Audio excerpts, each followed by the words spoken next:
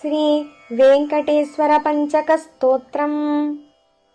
श्रीधराधिनायकं श्रीतापवर्गदायकं श्रीगिरीशमित्रमम्बुजेक्षणं विचक्षणं श्रीनिवासमादिदेवमक्षरं परात्परं नागराड्गिरीश्वरं नमामि वेङ्कटेश्वरम्।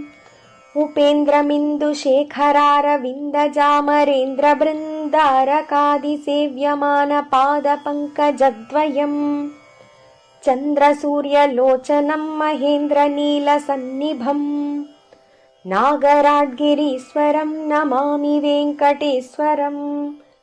नन्दगोपनन्दनं सनन्दनादिवन्दितम् कुन्दकुट्मलाग्रदन्तमिन्दिरामनोहरम् नन्दकारविन्दशङ्खचक्रशार्ङ्गसाधनम् नागराड्गिरीश्वरं नमामि वेङ्कटेश्वरम्।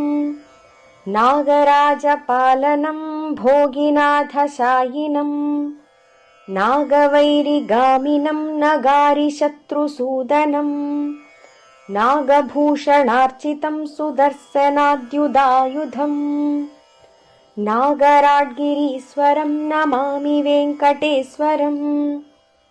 तारहीरशारदाभ्रतारकेशकीर्तिसंविहारहारमादिमध्यान्तशून्यमव्ययम् तारकासुराटवीकुठारमद्वितीयकम् नागराड्गिरीश्वरं नमामि वेङ्कटेश्वरम्।